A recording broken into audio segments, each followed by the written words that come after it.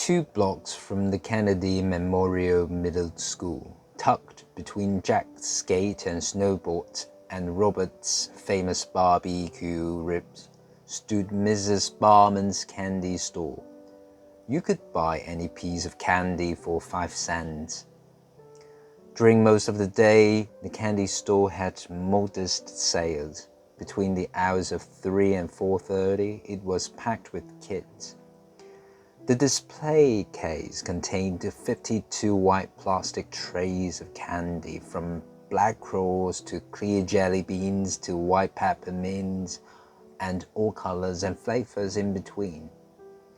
Behind the display case stood Mrs. Barman. She was a small old woman whose marshmallow-colored face, arms, and torso seemed to be all there was of her. If she had a lower body, no one had ever seen it.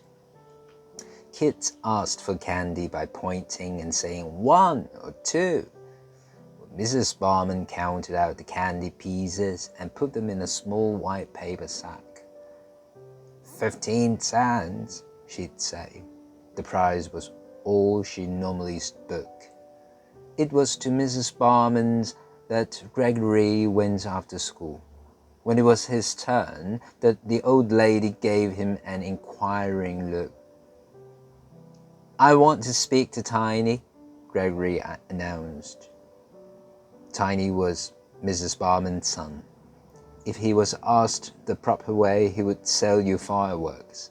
Selling fireworks was illegal. "Tiny!" Mrs. Barman shouted. "Kids here!" Gregory waited nervously. He had never spoken to Tiny before, and he was only remembering what some kid told him to do. He hoped he'd asked the right way.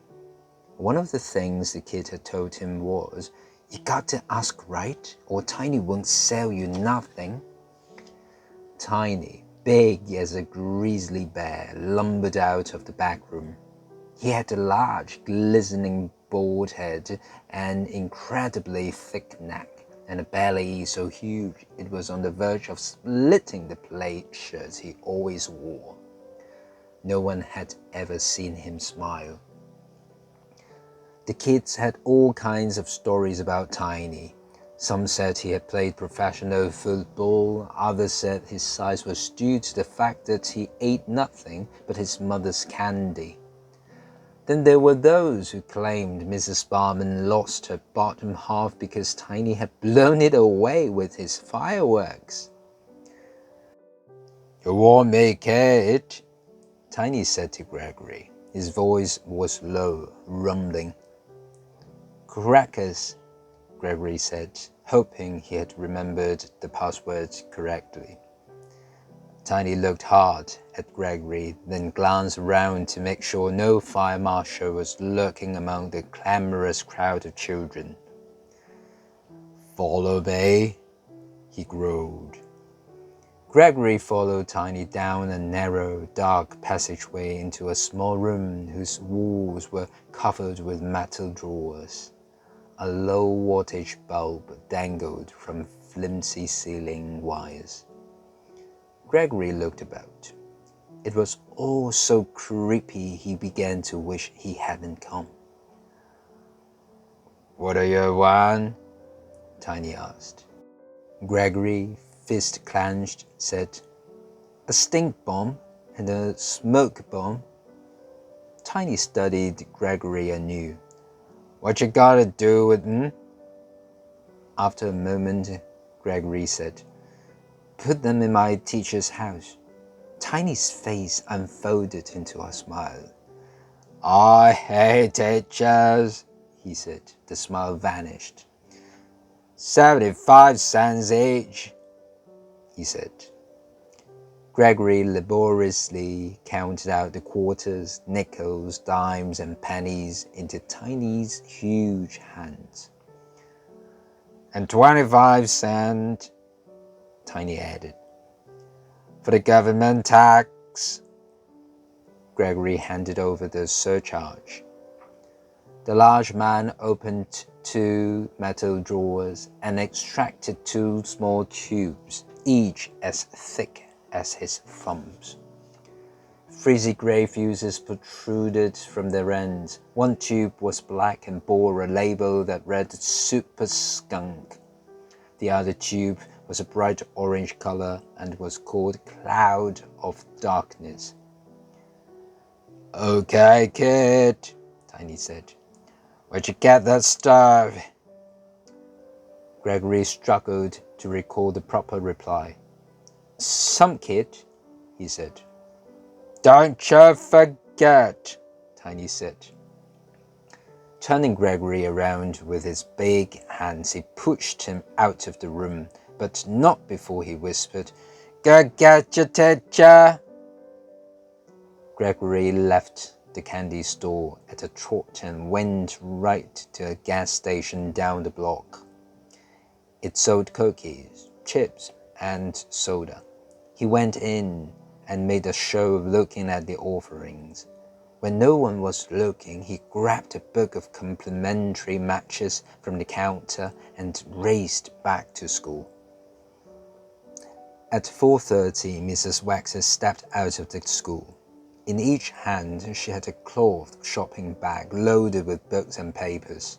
One bag bore the faded words, "If you can read this, thank a teacher." Gregory crouched behind a parked car across the street, was waiting and watching for her. He found it easy to follow her. Not only was Mrs. Wessex a large woman, she was wearing a bright blue coat.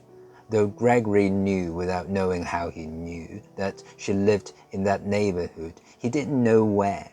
But then he still didn't know his way around the area very well. In any case, she walked slowly. To Gregory, it appeared she had no interest other than in the pavement before her. When she went into a small grocery store, Gregory hid behind a garbage can. Emerging, she carried a paper bag stuffed with goods. Every now and then, she paused and clumsily shifted her load. She was having trouble balancing all her belongings. Gregory, clenching his stink and smoke bombs in his pocket, followed at a safe distance. At one point, he thought she might be turning to look. He quickly ducked behind some passing people. When the teacher continued on without looking back, so did Gregory. He was becoming excited. 1 block from the grocery store, Mrs. Wessex made a right turn onto Pearl Street, an old street bordered by large oak trees. The early spring leaves were bright green. Pearl Street ran through a dilapidated neighborhood of small wooden houses. Gregory had never been on the street before. Potholes marred the pavement. Many of the houses, if not quite in a state of decay, were in need of new paint and carpentry. Porches sagged, paint peeled. Here and there a cracked window winked at the world. After walking another 6 blocks, Mrs. Wessex turned onto a cement pathway that led to one of the single-story frame houses. It was in a row of similar houses, and all had small porches. The house Mrs. Wessex entered was set back from the street by a small, sparse lawn, and was covered with dull white aluminium siding. 2 cracked cement steps led up to the front porch. Beyond the porch was a faded yellow door. Upon reaching the porch, Mrs. Wessex set down her 2 shopping bags, shifted the paper bag, and entered the house. In moments, she returned, gathered up the shopping bags, then went back inside again. This time, she shut the door firmly behind her. Gregory, standing behind a lamppost, had watched her intently. Only when Mrs. Wessex had gone in did he appraise the house. The building's run-down appearance was not what he had expected. He was not sure why, but He had assumed his teacher was rich. The apartment house he lived in was in better condition. And now that he'd actually arrived at Mrs. Wessex' house, Gregory began to feel uneasy. What if she had kids? What if there was a Mr. Wessex? What if he got caught? Worst of all, what if he did nothing and the kids at school got on his case? Instead of being a hero, he'd be more of a nerd than ever. He wished he'd not been so public about proclaiming his revenge. He remembered Ryan's taunt, Dory's promise. He squeezed the smoke and stink bombs in his pocket, then touched the book of matches. He had to go on.